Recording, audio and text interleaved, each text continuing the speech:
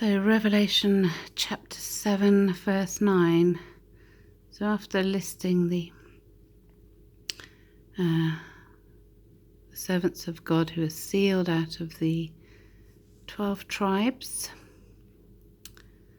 After this I beheld, and lo, a great multitude, which no man could number, of all nations, all kindreds and people and tongues, stood before the throne and before the Lamb, clothed with white robes and palms in their hands, and cried with a loud voice, saying, Salvation to our God, which sitteth upon the throne, and unto the Lamb.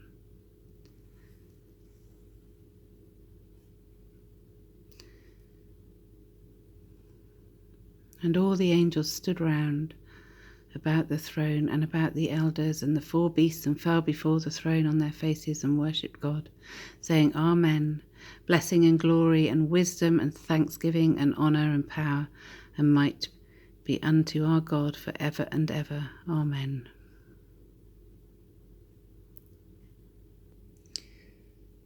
And so in chapter 7 there you can see the names of the 12 tribes.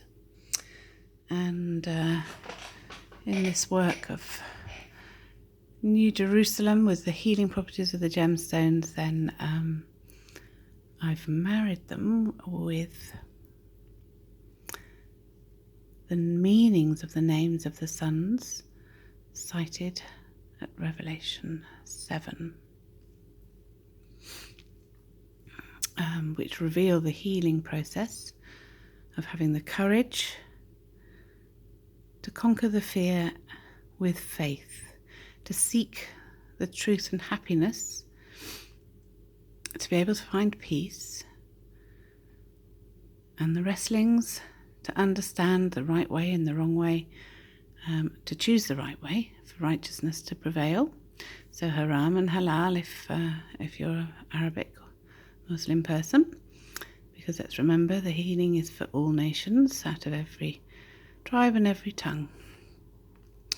And so when things go wrong, then there has to be the forgiveness.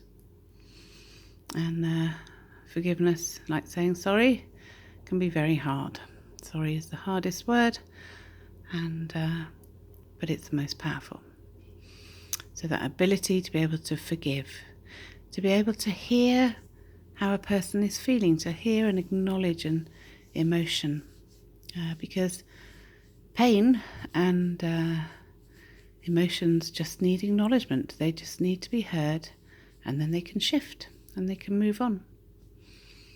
So it's really, really hard to forgive and say sorry, but when that acknowledgement of a hurt or pain is made conscious, then it can move and shift. And we need to adhere to this whole process of causing love to become whole and one in us in order to get the reward. And that reward is the release of the endorphins in our bodies, in our body, which is the temple for God's love to dwell. So it's the release of the dopamine, the serotonin, the oxytocin, the anandamide, and I'm sure that there's others too. That feel-good factor that we always used to refer to it as, that natural feel-good factor that comes from doing good to others, helping others, and likewise, it's a two-way process. We must remember to observe the commandments in order to love God and to love others as self. So we need to include ourselves in that perfect measure. And then we have to tolerate those who are still on their journey and still learning. We have to have trust. Trust is fundamental. So that again is through observing the commandments, knowing that somebody's not going to betray or hurt us.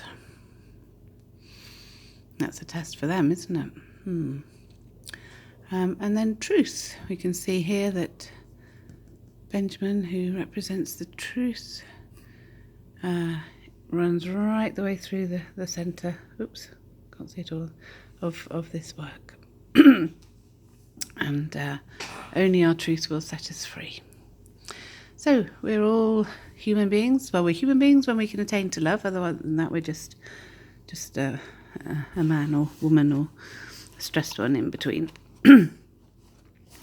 And so it's not a case of whether it's just one set of religion is going to be saved and conquer. It's about God saving all of mankind. And really it's when the stress in the body, then the emotional processing is not able to happen. That's shut down. And actually I just read that we're sealed in our foreheads. And in our foreheads is the prefrontal cortex of our brain, which is where all the emotional processing happens. And so it brings, when we've got that part of our brain working, it means we're out of the stress response, we're out of the hindbrain. I put all of this into language that everybody can understand, I hope. So if you look up my life cycle, I think that's on my website actually, www.francis with two S's .org. And I'm afraid there's not very much on there really, but there's the essentials. So I'm going to read today this poem called Life. And I start with life is not about what's religion, but about our faith in the good, because faith is that assured expectation of the things not yet beheld, the evident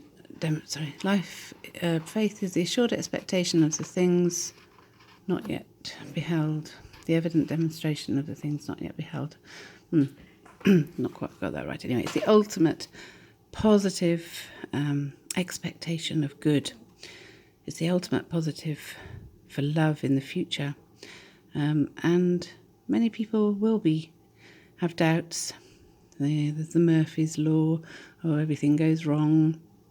Oh, I'm not good enough. It's not going to happen for me.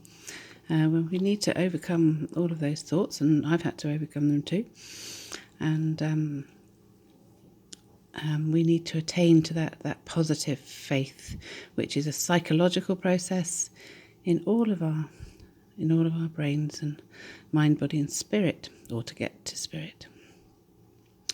So yeah, God's healing is for all nations, and sort of as I'm working through this work, even now, doing this through Lent, it's these are the nations.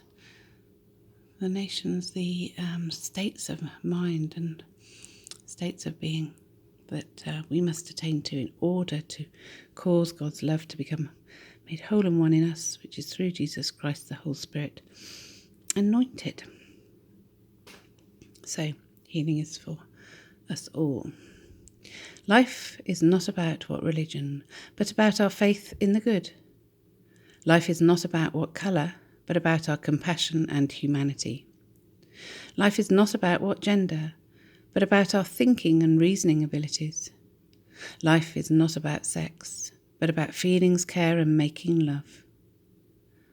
Life is not about anxiety, stress, and fear, but about love, hope, and trust. Life is not about fighting, enmity, and violence, but about peace, harmony, trust, and faith. Life is not about fear and negativity, but about being positive, loving, and kind. Life is wonderful if and only if we cultivate positive love.